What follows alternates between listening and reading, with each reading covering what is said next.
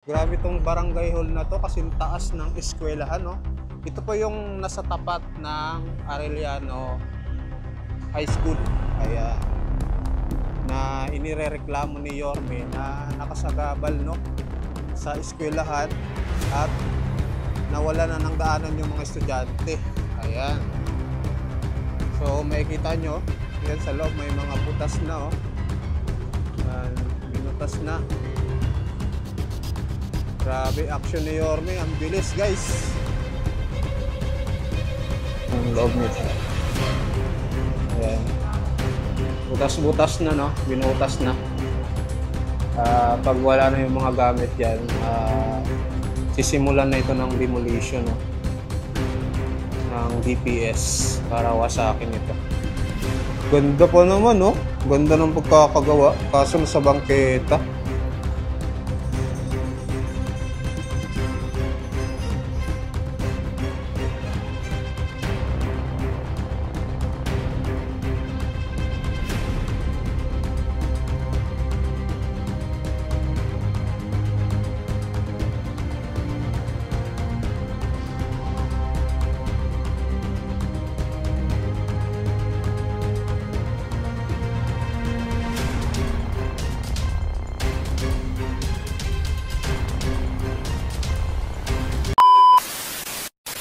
Ayan guys, magandang hapon sa inyong lahat. Nandito po tayo ngayon sa Barangay 313.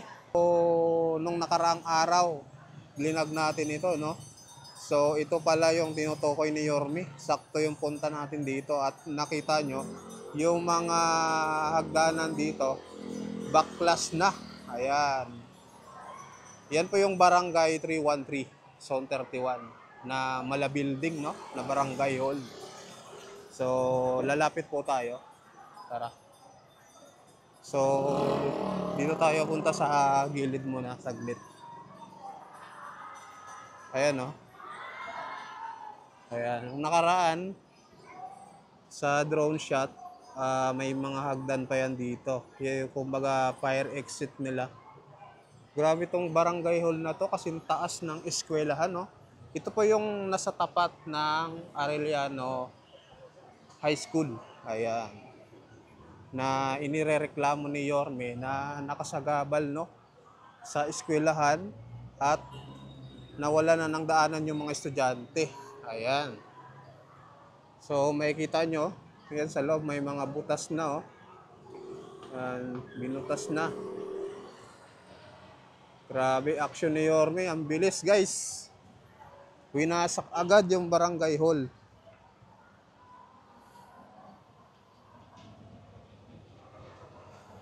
Ayan po.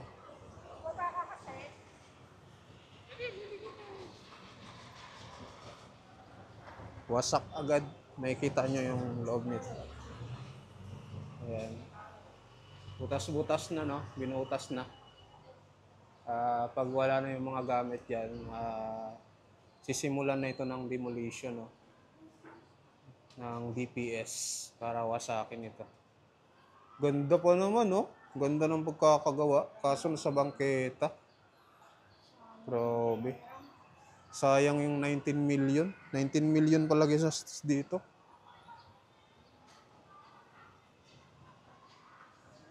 Ayan, no? Silipin natin.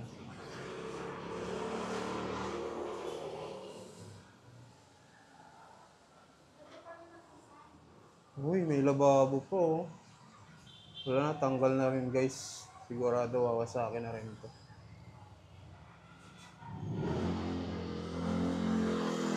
Tayo.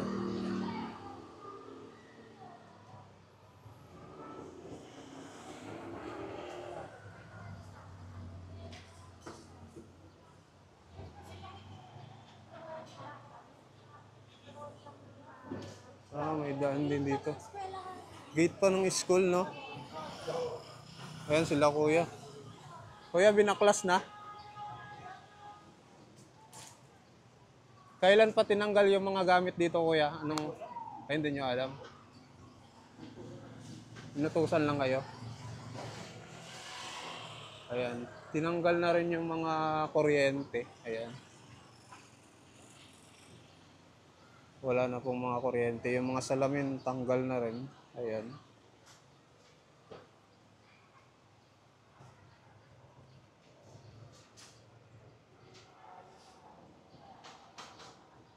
Grabe, no? Ilang palapag din po, no? 3.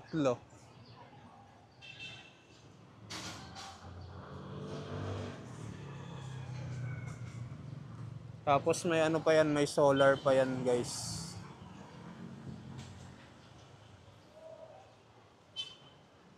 Yan.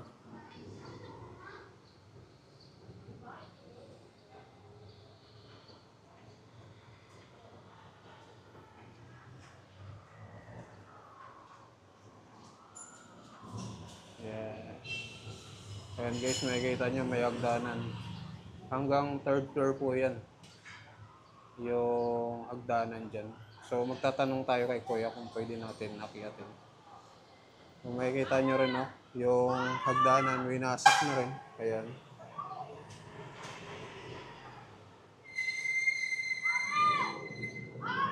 Tinanggal na yung mga gamit. Tapos yung mga wire, no? Yung mga wiring. Napubutas na.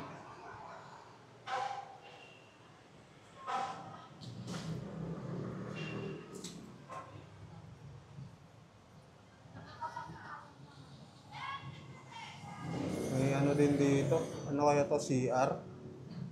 CR, parang lababo din, guys. No?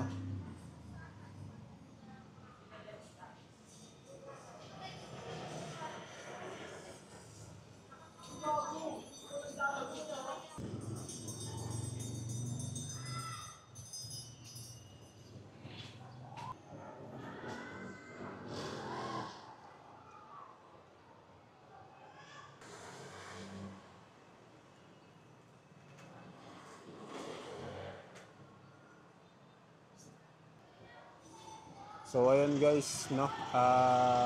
Sinilip na natin, natanggal na yung mga salamin. Pero malamang itong salamin dito sa may taas, papatanggal din yan. Yan. Pati doon sa kabila. Ayan. Grabe bilis ng aksyon, no?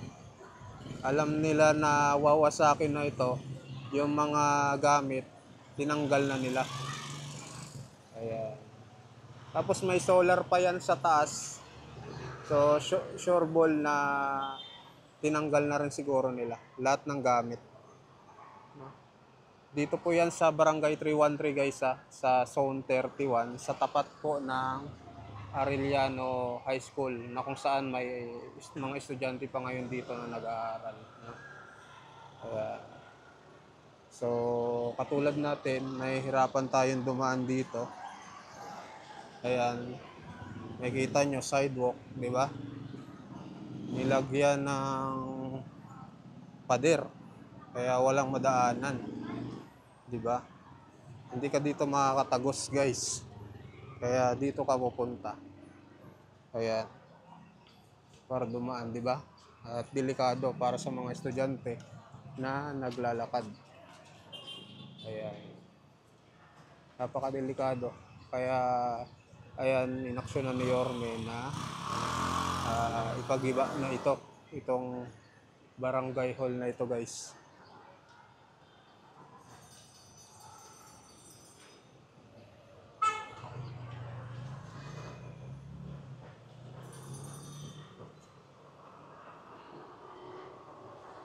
Grabe, diba? So yun lang guys.